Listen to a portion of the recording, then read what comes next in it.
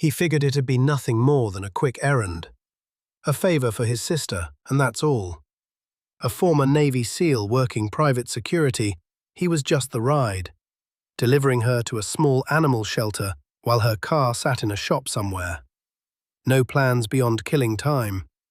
Keeping his guard up the way he always did.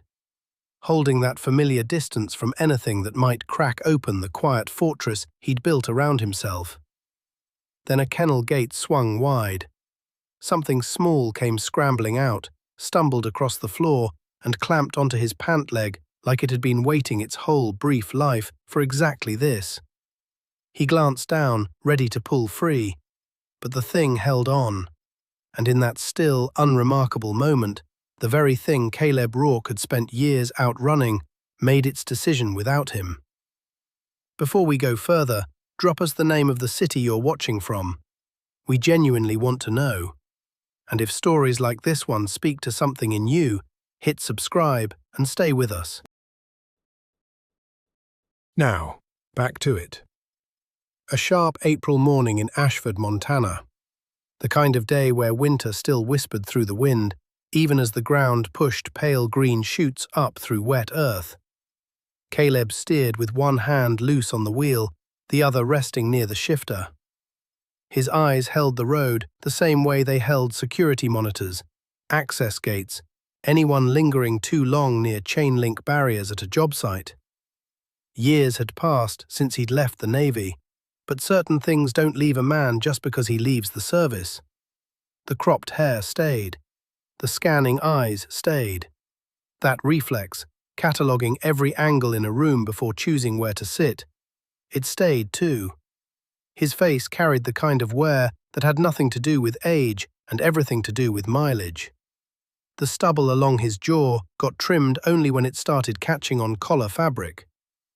These days, he worked site security for a construction outfit, walking perimeters, checking locks, watching trucks roll in and out. Writing plate numbers into a pocket notebook with a pencil stub. Simple work, predictable work, the kind of work that made sure nothing trailed him home at the end of a shift. He planned to keep things exactly that way, small detour or not. Lily sat in the passenger seat, coffee cup cradled between both hands like it was keeping her alive and emotionally upright at the same time. She had a gift for filling silence. Never needed permission, never needed prompting. The kind of person who could walk up to a complete stranger and somehow, by the time they parted, know the name of their dog, where they worked, and what they'd eaten for dinner last Tuesday.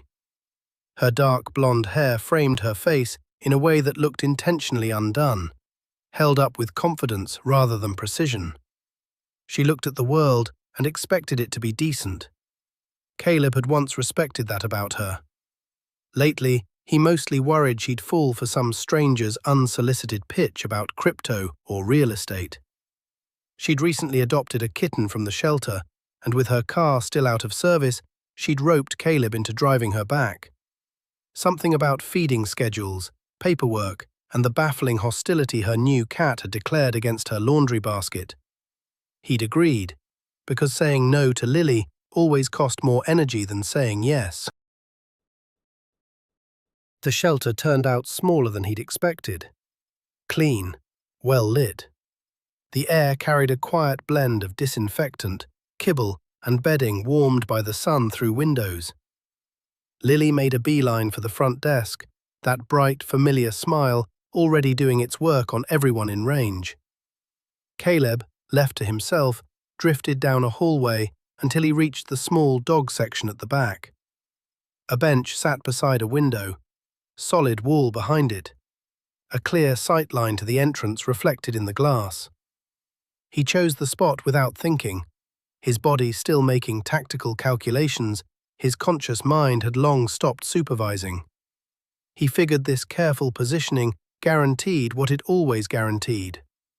Solitude, unbroken and unremarkable. That's where Clara found him.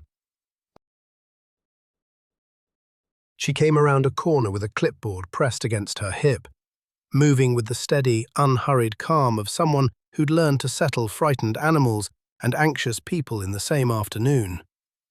She looked to be somewhere in her mid-30s, chestnut hair pulled back loosely, clear brown eyes, a face that came alive more fully when she was listening than when she spoke. Quiet, but not the kind of quiet that comes from shyness, something steadier than that. Quote 0, she asked. Caleb gave a small nod. Quote 1. Quote 2, she corrected gently, her eyes moving from the bench to him. He nearly shut the conversation down with something short and final, but the softness in her voice caught him off guard, disarmed him in a way he hadn't expected. So instead, he talked. He told her about a former teammate whose coffee was so ruthlessly strong, the rest of the squad swore it could dissolve the finish off a steel hull. A nothing story. That's exactly why he chose it. In Caleb's experience, most women responded to anything military adjacent with a polite smile and eyes already drifting elsewhere. Clara laughed at the right moment, asked whether anyone had actually been brave enough to drink the stuff, then followed with another question, and another. She wasn't humoring him, she was paying attention. Quote 3, quote, she offered. Quote 4, quote. Something wound tight inside Caleb loosened, just barely. A nod. Caleb looked at her then, actually looked. He said low. The silence that followed didn't press against him the way silence usually did. It just rested. Clara shifted the clipboard to one arm. Want to meet one of our puppies? Every reflex built across years of chosen isolation told him to say no.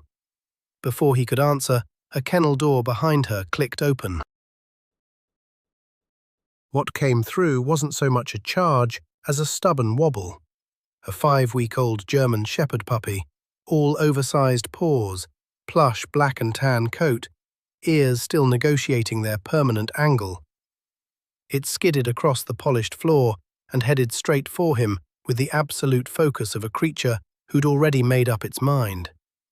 Caleb barely had time to straighten before the pup reached his boot, planted both front paws on his leg, and began scrambling upward like this was simply the logical next step.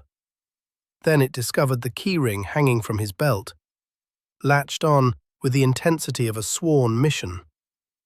Caleb stared. The puppy pulled. The keys didn't budge. The puppy dug in harder, slid back half an inch, then attempted it again. With the solemn gravity of a tiny soldier, locked in a battle he was losing, but absolutely refused to abandon. A laugh broke free before Caleb could stop it. Short, genuine, rough at the edges from years without practice. From the front desk, Lily spun around so fast her coffee nearly crested the lid. 10, she called out, eyes wide. Clara smiled, something private and warm passing across her whole face. She said. Caleb crouched down, and Milo immediately used his wrist as a foothold. He muttered. The words sounded reasonable enough, but the puppy's unwavering certainty told a different story. By the time Lily finished at the desk and came to collect him, Caleb had mostly reassembled his usual composure, or something close to it. He thanked Clara, offered a single nod, walked toward the door. That should have been the end of it. A brief encounter. A small animal, nothing of consequence. Then, a tug at his pant leg. He looked down. Milo had followed him the length of the corridor. Both front paws clamped around the fabric of his work trousers, holding on with clumsy, absolute determination. Not biting, not whimpering, just refusing to let go, as though something between them remained unfinished. Caleb stood there, perfectly still, staring at the tiny German shepherd braced against his boot. And for the first time in longer than he cared to measure, something shifted in the silence inside him. The drive back felt longer than it should have. Lily talked the entire way. Her free hand kept rising from the coffee cup to emphasize some new detail about her kitten. Its apparent declaration of war against the laundry basket, its open contempt for the expensive food she'd bought, and its unwavering commitment to destroying shoelaces as though they were high-priority targets. Caleb gave the kind of answers that keep a conversation technically alive without actually inhabiting it. Short, functional, hollow at the center. His mind wasn't tracking Lily's words. At every red light, through every slow curve in the road, something kept pulling him backward. A small pressure against his leg, a grip far stronger than its size had any right to produce. He could still feel it, like something left unfinished. Lily said, eyes narrowing. He said nothing. Lily studied him for a beat, then settled back into her seat. Her quiet smile surfaced, the kind that meant she'd figured something out before he had. That dog chose you. His eyes stayed on the road. It's a puppy. They choose everyone. Mm-hmm, she hummed, not buying a word of it. Didn't look like it was choosing everyone. Looked like it was choosing you. He didn't argue, not because she was right, because he couldn't find a clean way to say she wasn't. And that, more than it should have, got under his skin. By the time he pulled up to her place, the talk had drifted back to safe ground. Her cat, her schedule, what she planned to do that evening, small, ordinary things.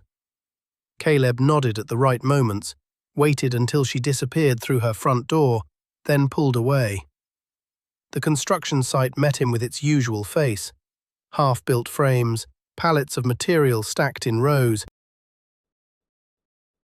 the fading drone of equipment from earlier crews still hanging in the air. Night shifts meant fewer bodies, more silence, long stretches of repetition. He walked the perimeter, checked every lock, logged the last delivery truck that had rolled through before sundown. Each motion slotted into its place without thought, automatic as breathing. It should have been enough. Around 9:30, he sat in the cramped office beside the gate, flipping through his notebook. Plate numbers, timestamps, notes that barely needed writing but always got written anyway. His phone buzzed. Unknown number. He let it ring once, then picked up. __quote _24 __. He didn't answer right away. You walked off with one of our markers yesterday, she continued, voice easy and unhurried. It's got the center's name on it. I'd like it back before someone audits the supply drawer and I have to explain myself. Caleb looked down at the table. The marker sat there. He hadn't meant to take it, he said.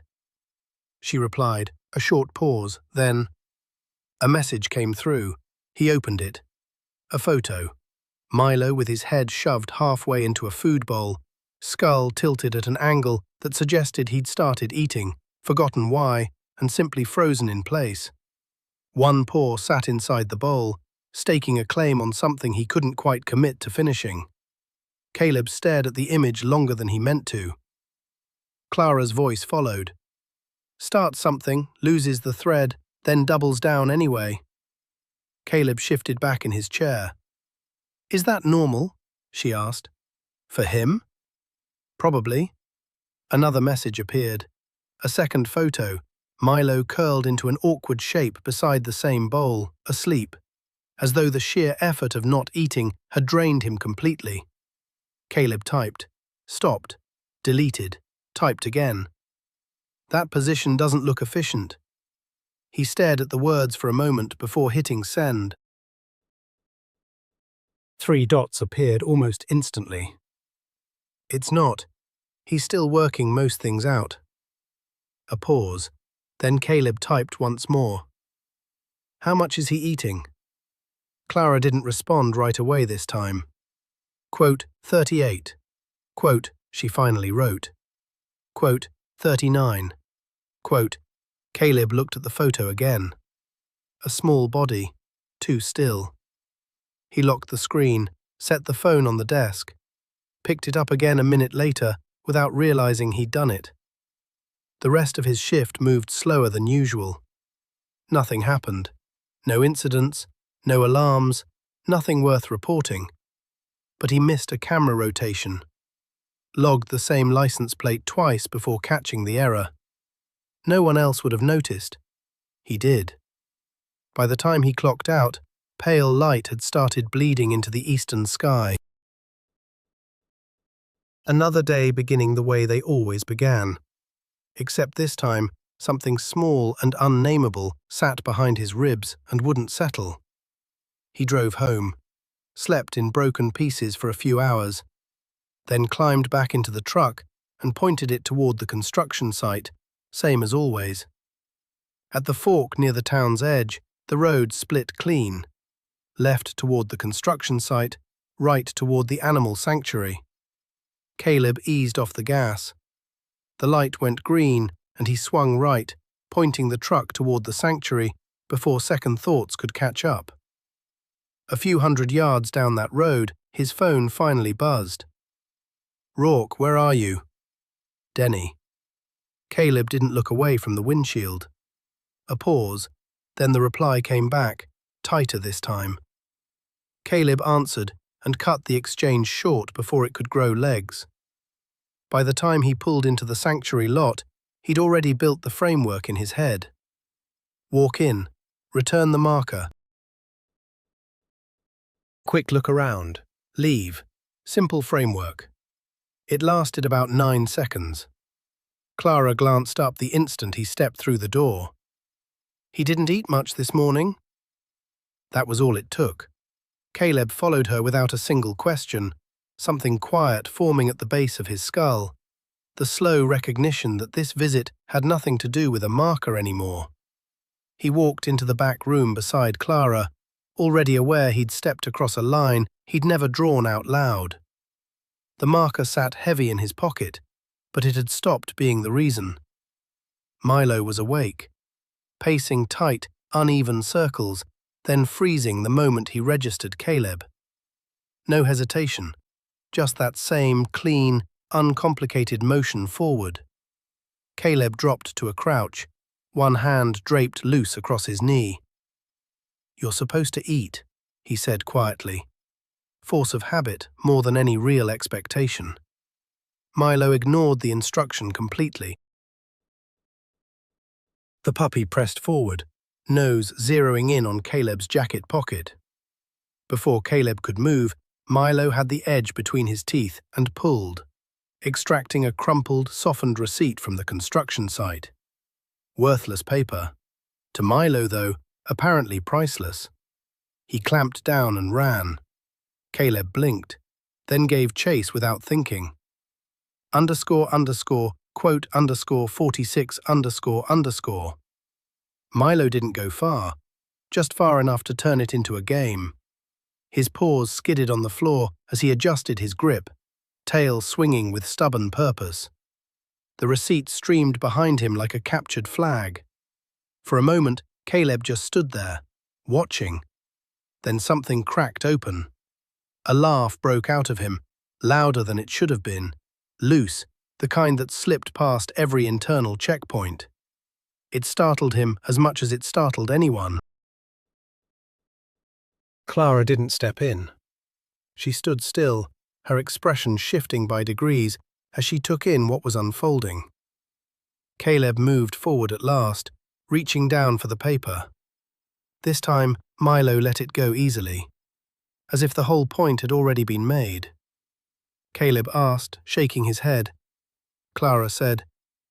Caleb exhaled through his nose, folded the receipt, slipped it back into his pocket.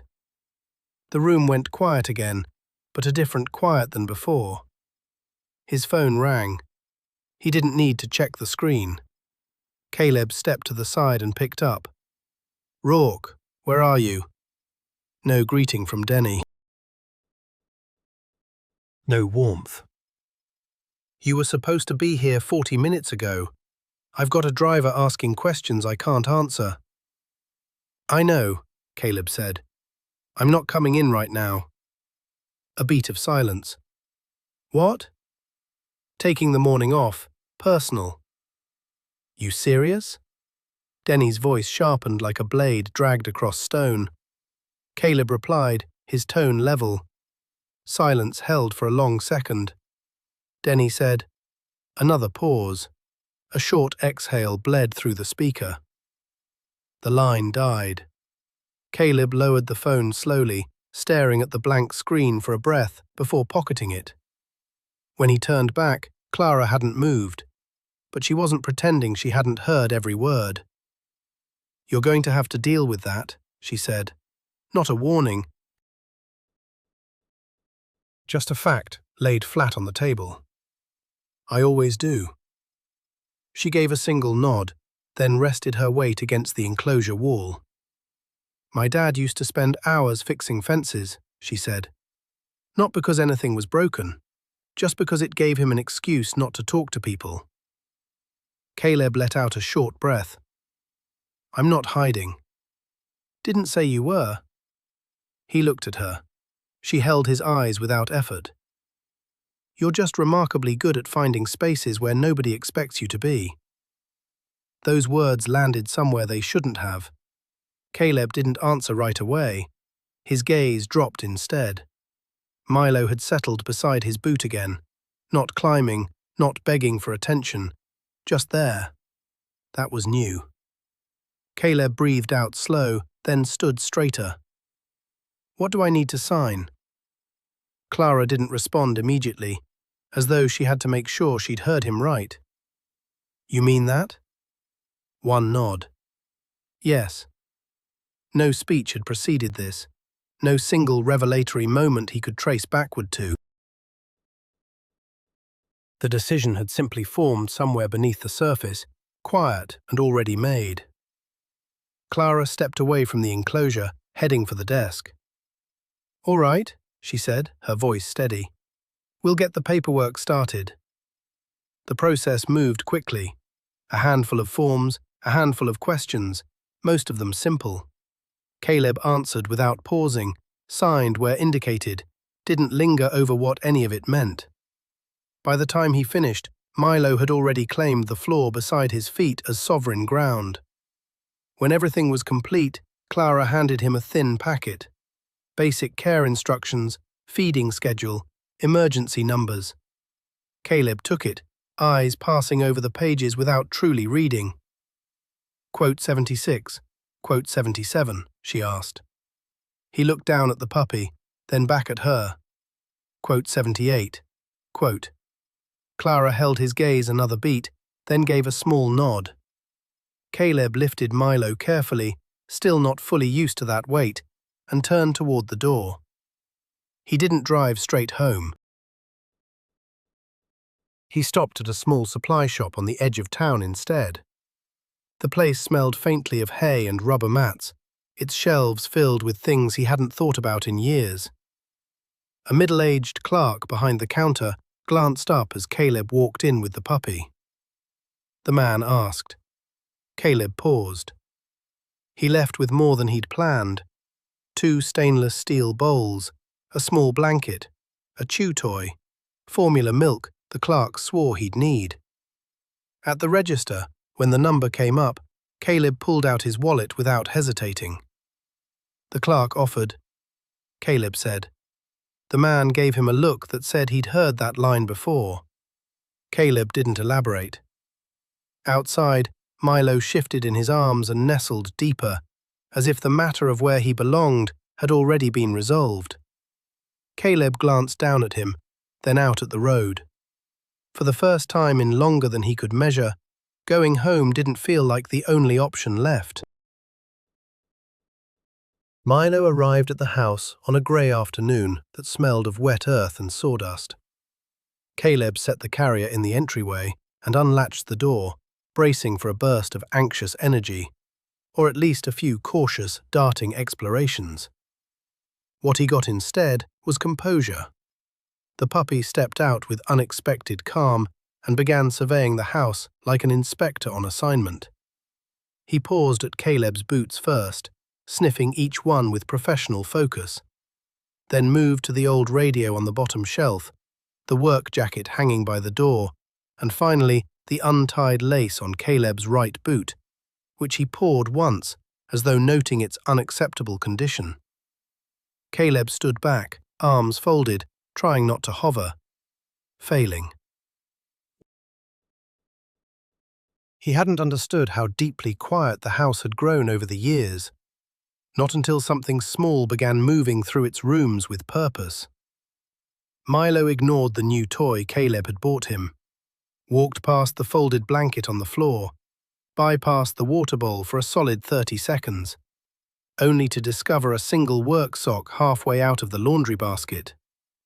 With the savage triumph of a conqueror seizing spoils, he wrenched the toy free. 3 quick strides toward the living room, but his paws misjudged the lip between rooms. He pitched forward, crumpled into a graceless heap. Caleb inhaled sharply, a splinter of worry maybe. But Milo was already back on his feet, rope still locked in his jaws, radiating the kind of unshakable dignity found only in very young puppies and very principled old men after an unplanned fall. The laugh that escaped Caleb came without permission and hung in the room longer than he expected it to. That first evening arrived as a string of small discoveries. Milo unearthed the hypnotic movement of shoelaces, the stubborn reality of chair legs, and the irresistible gravity of Caleb's kitchen, launching 3 separate expeditions. He nibbled some food, lapped at water, then folded himself into a clumsy knot of sleep near the couch. Caleb should have been answering work emails or dealing with the heap of unopened mail. Instead, he sat there, pulled under by the soft tide of a sleeping puppy's breathing. When night filled the house, he assumed Milo would drift toward his blanket or the warm air rising from the heating vent. The pup had other plans. After a slow, deliberate tour of the hallway, he planted himself in front of the one closed door in the apartment and stayed. Caleb knew that door well. He'd built an entire practice around avoiding it, the way a person favors a bad knee or skirts an old scar. No drama, just careful, automatic distance so nothing gets bumped by accident. "No," he said, harder than the moment called for. He offered the toy again, tapped it against the floor, held out the blanket a second time. Milo acknowledged each gesture with courteous disregard, his eyes drifting back to the shut door. Caleb stood in the hallway, a frustration swelling inside him that had almost nothing to do with a 5-week-old dog. "You don't know what's in there." This reasoning made no impression. Milo lowered himself flat, chin settling on his paws. Somewhere near midnight, Caleb surrendered the battle of wills. He turned the handle. The room smelled of old cardboard and air that hadn't moved in a long time. Boxes stacked along one wall, a folding chair standing guard beside the window. Remnants of another life, banished here, had gathered a deep and total silence around themselves. Milo went in first. No hesitation, no ceremony, walked straight to the chair and climbed onto it like he'd been heading there all along. Caleb stood in the doorframe a beat longer. Then he crossed, lowered himself to the floor, pulled the nearest box close and lifted its lid. He didn't dig through what was inside. No grand reckoning was necessary. One opened box was enough. One choice to sit in the room instead of walking away. That was enough. The days after shifted quietly, which made them easier to let in. Clara started coming around more often, supposedly for Milo's sake. She brought cornbread once, waffles another time, and once a small bag of treats she swore Milo would hate if he had any self-respect at all. Caleb accused her of disrespecting his dog on his own property.